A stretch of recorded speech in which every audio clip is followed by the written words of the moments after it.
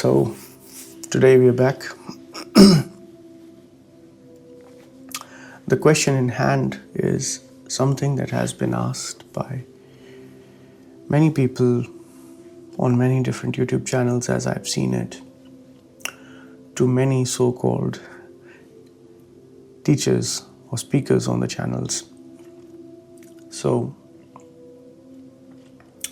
the question is, when the questioner asks that I have done so much, I have followed the teachings, I have followed the steps, I have followed the methods, then why isn't it working for me? Why I don't feel a kind of growth, a kind of betterment, a kind of improvement in myself? Now, one thing that I've realized is that it's very easy to play with words, which is why you see a lot of people speaking on YouTube, because it's very easy to speak. It's very easy to answer this question. When a person asks why it's not working for me, a huge amount of people can answer this question and they can all say something about it. They can all sound very right. So, how should we answer this? We have to speak about it inevitably, otherwise it cannot be conveyed. So I would say the first and the most important thing is, if you can figure it out on yourself, then do it that way. That is the best way. That is what Mr. Krishnamurti has always said. Have no authority in investigation. There is no teacher during the process of investigation. We can make a whole video on that. Maybe I already have. But yeah. Because the moment you have that authority, that chain of command, that teaching, that very teaching becomes your guide in investigation. And a guided investigation is a blind investigation. Simple as that. So, if you can perform the action by yourself, if you can live with that question, if that question is really important to you, then try to do it your own way. Find it out why it's not working for you. And if someone is listening and would like to listen what I can present about it, that why things don't work, then don't take them as solution, don't take them as guiding principles, okay? Only take them to expose to yourself your actuality. Just remove all kinds of fictional stuff that you've put on about yourself and stay with the actuality. If you stay with the actuality, and for that you need my words to clean up the top layer of your shit, then that's fine. But don't make it a guiding principle or anyone's word. It doesn't matter who you listen to. Please, you can listen to whoever helps you, whoever feels like, yes, this helps me. But always remember, there's a huge amount of bad stuff on YouTube. And my very important statement that I just said, it's very easy to play with words. You can answer anything. And you can sound very right while answering things, right? If I listen to that question, why things are not working for me, just based on whatever I've read, I have 10 answers straight ready in my mind, which I can just deliver. But what's the point? So, try to do it first of all, yourself. And whatever help you need with the cleaning, you can use someone's words for that. Let's see. So why things don't work for me or you, even though you've been or I've been learning, listening, going to retreats, reading the books, reading them again and again, so many things, Then why do I feel or you feel that things are not working? You see, one aspect which in my perception is a very important aspect is that we focus so much in doing things, in following the teacher, in following the master. We focus so much on reading the text, on repeating the text, on singing the texts, that we ignore something which is more fundamental in all this. And that is the state of your own life.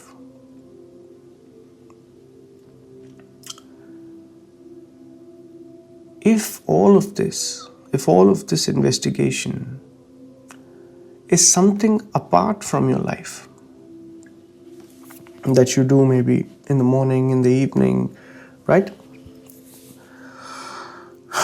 Then you learn a lot from all the teachers, from all the books, but all that knowledge doesn't have a sense of fire in it, It's there, that you have the knowledge, but it's not, I don't know what's the right word. It's not like the sun. It's missing something. What it's missing is the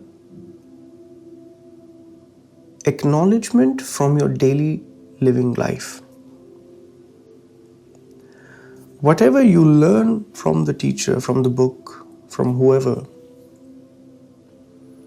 it's very important to apply it on your everyday life. Very important.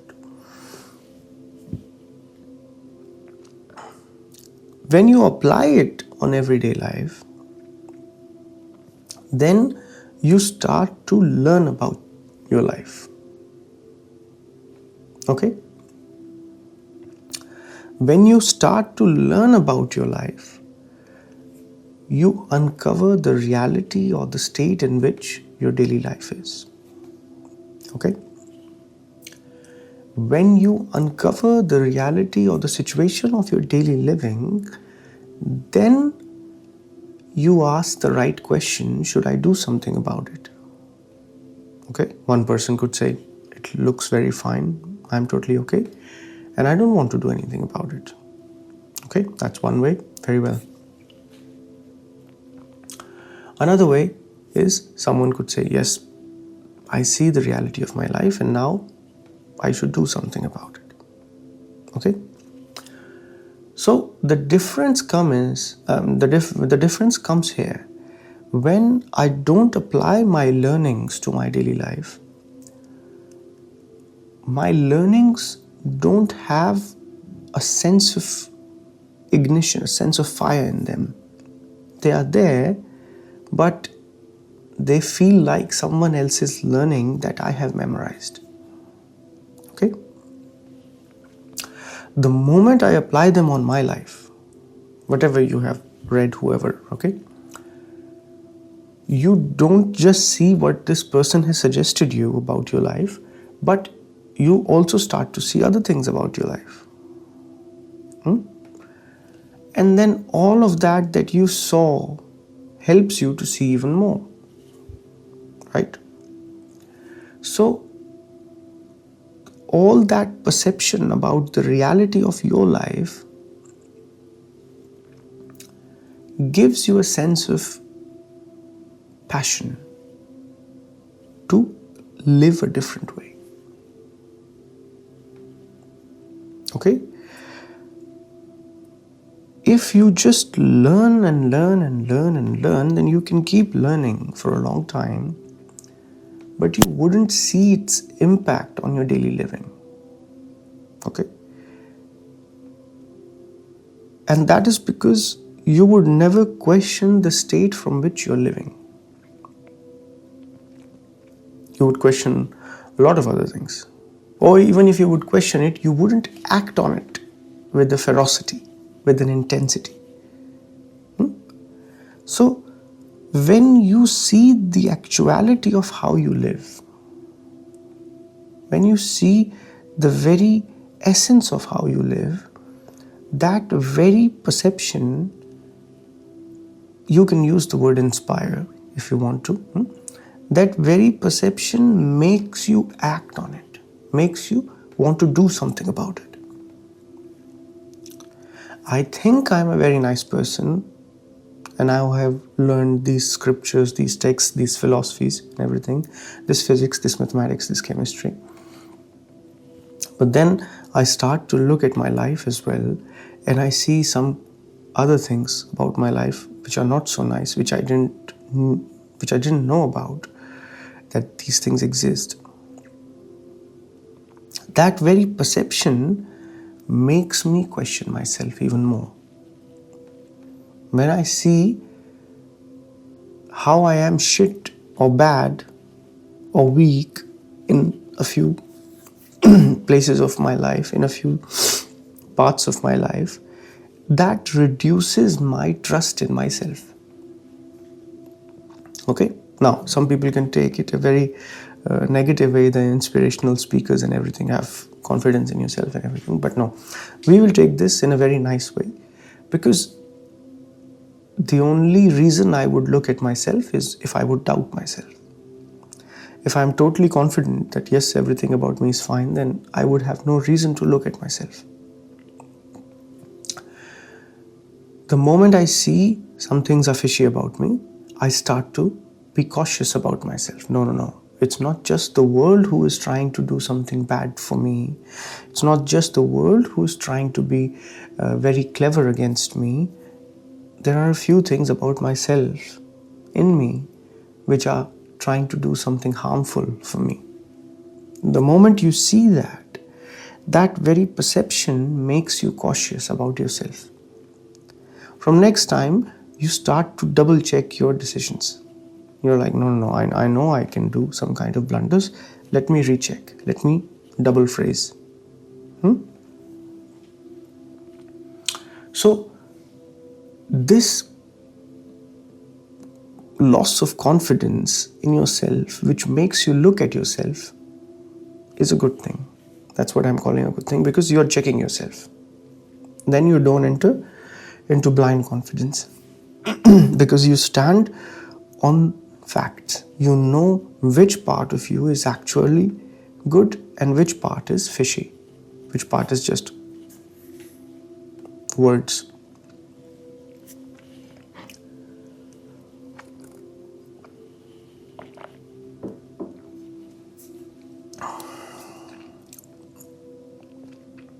So when you see a teacher, when you see a good philosopher shouting about it, concerned about it, that please change the way you are living, that is mainly because when he or she has observed the situation, the scenario, they have perceived the tragedy of the situation. Right?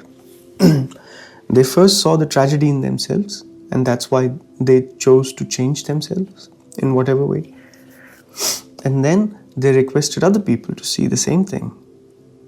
And then that's how transformations happen. But if you never see the things in your life, if you never perceive them yourself, then you never get this, this intensity inside of you to act up with those teachings. then your life just moves on, here and there, comfortable, blah, blah, blah. This is when you say, I don't see much happening with me. I think I'm stuck at a stage or something. You are not living with the teaching, whoever's teaching it is, whether it's Mr.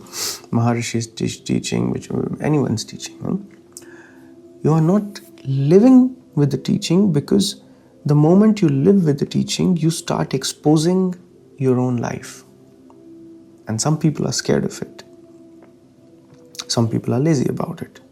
Some people don't know that they should do it. They think they just have to read. Some people are very honest students, but they are just unaware of the fact that they have to apply it on the life.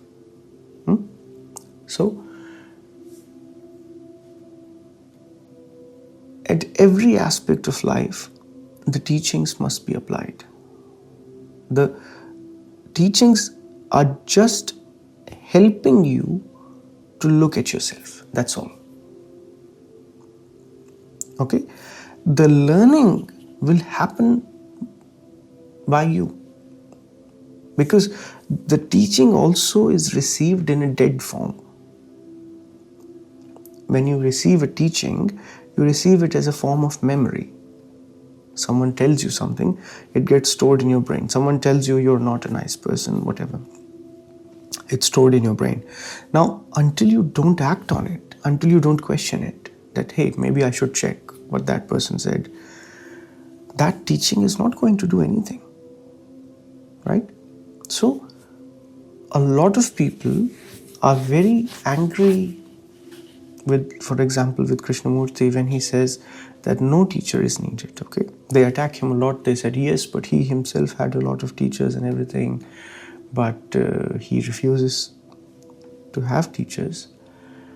And I think most of those people are those who have read a very little bit of Krishnamurti. If you go extensively into his work, then he has respected many other teachers. He has never said they are bad or something.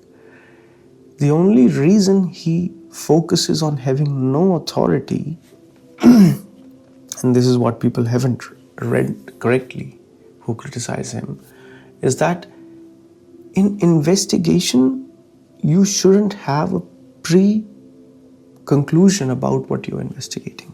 That is the authority he's talking about. No pre-conclusion about investigation. It's just his language is like that, so it becomes confusing. He has said, yes, don't go to any of the gurus, they are all fishy and this. And in his times, and in most times, there are a lot of fishy gurus as well. But the essence is, even in following the guru, I would eventually follow his teachings or her teachings. I cannot follow by holding their hands every day. So, and those teachings are a barrier in my investigation. So, whatever we are talking right now,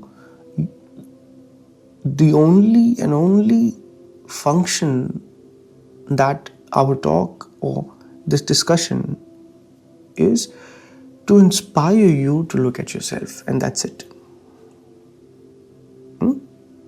To give you a break from your assumption that you are totally fine and in a good place. Because if humanity was totally fine, we would have a much better society. So, once you start to doubt your own condition, your own life and everything, once you start to recheck it, then everything your own investigation will do. And that's why whatever you will learn from there will be yours in that sense.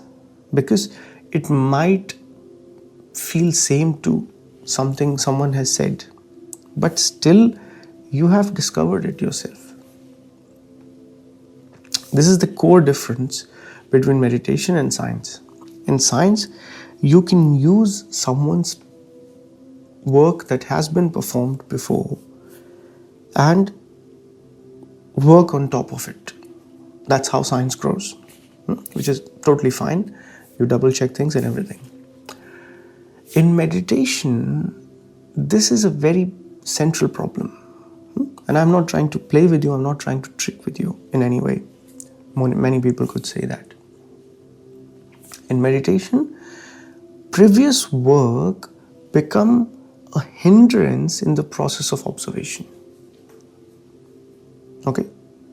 The previous work tries to guide my observation, tries to guide my investigation.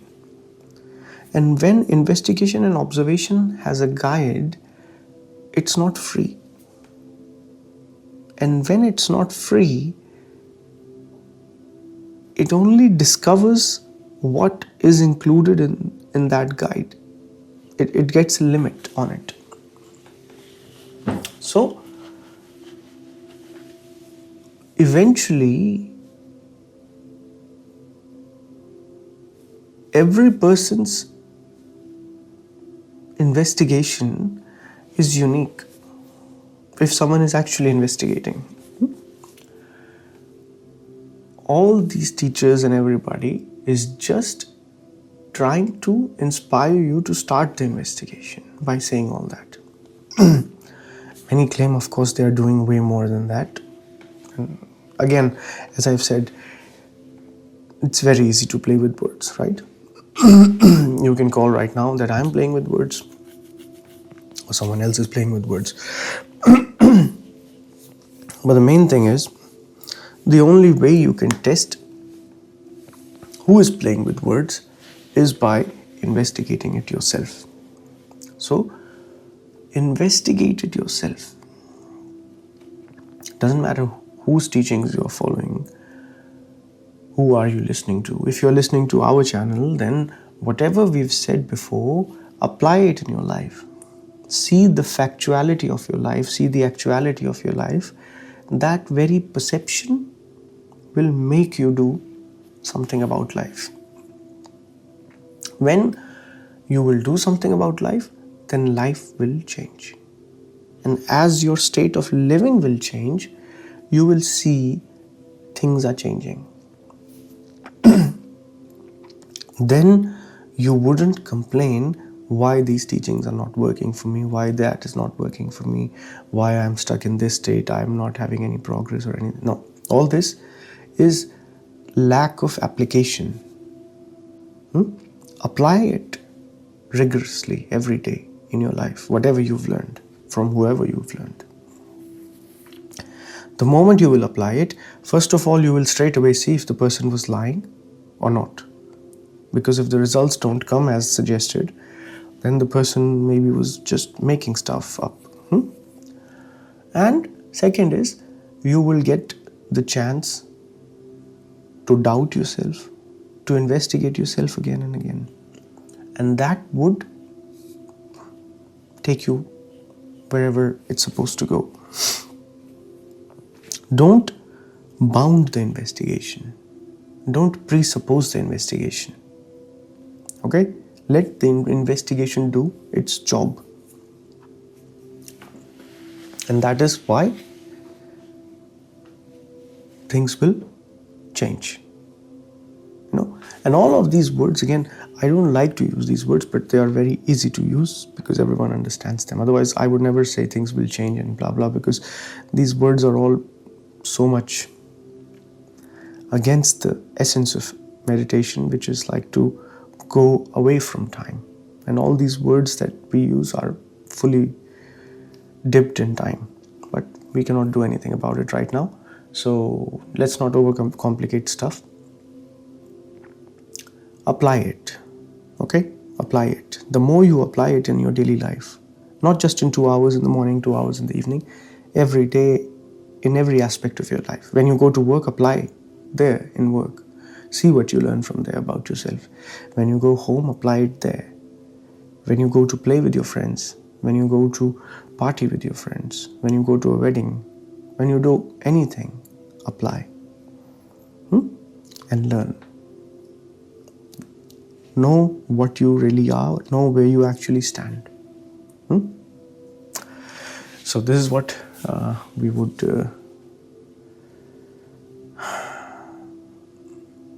that we would say about this question. Of course, many other things could be said. I didn't want to repeat something that I already knew. I've heard so many answers to this question, but yeah. Next week, we meet again, and whoever is listening, whoever is still following the channel, thanks a lot for the support, and please share with other people as well. Have a good day.